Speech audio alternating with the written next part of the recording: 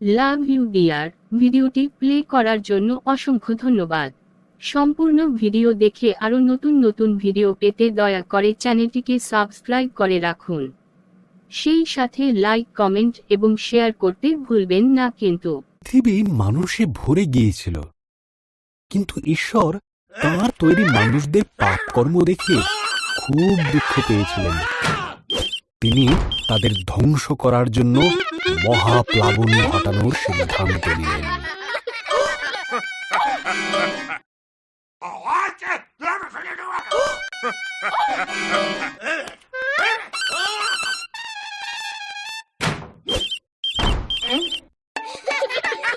সেই সময়ে নোহ নামে এক লোক ছিলেন, যিনি বাকি লোকেদের মতো ছিলেন না। নোহ ঈশ্বরকে ভালোবাসতেন এবং তাঁর বাধ্য ছিলেন। ঈশ্বর নোহ ও তার পরিবারকে মহাপ্লাবন থেকে বাঁচিয়ে রাখার কথা ভাবলেন। ঈশ্বর নোহকে মহাপ্লাবন থেকে সাবধান করলেন।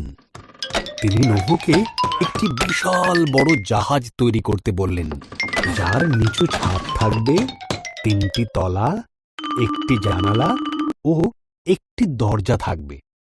নোহ ঈশ্বরের কথা মতন জাহাজটি তৈরি করলেন।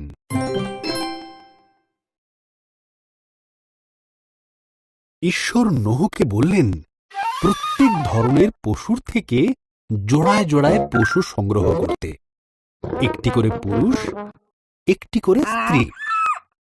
এরপর নোহ ও তার পরিবার বাকি পশুদের নিয়ে জাহাজে উঠে পড়লেন। ঈশ্বর জাহাজের দরজা বন্ধ করে দিলেন। 40 দিন 40 রাত ধরে অবিরাম বৃষ্টি হয়েছিল। আকাশ থেকে বৃষ্টি পড়ছিল আর সমুদ্র হ্রদে জল বেড়ে উঠেছিল। এর ফলে পৃথিবীর উচ্চতম পর্বতগুলিও মহাপ্লাবনে ডুবে গিয়েছিল।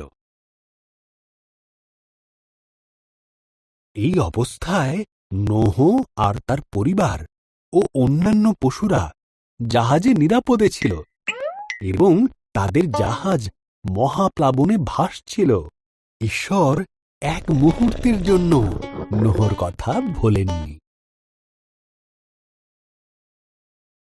ঈশ্বর বাতাস পাঠালেন, জলের স্তর নেমে গেল, জাহাজটি আরারত পর্বতে থেমে গেল।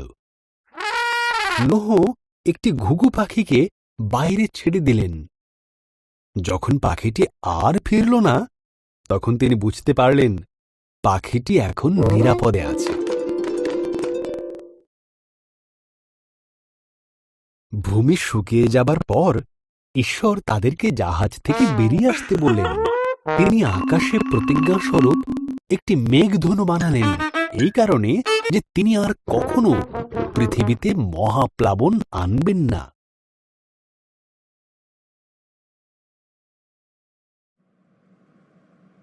ভিডিওটি সম্পূর্ণ দেখার জন্য আপনাকে অসংখ্য ধন্যবাদ। আরও নতুন নতুন ভিডিও পেতে চ্যানেলটিকে সাবস্ক্রাইব করে রাখুন।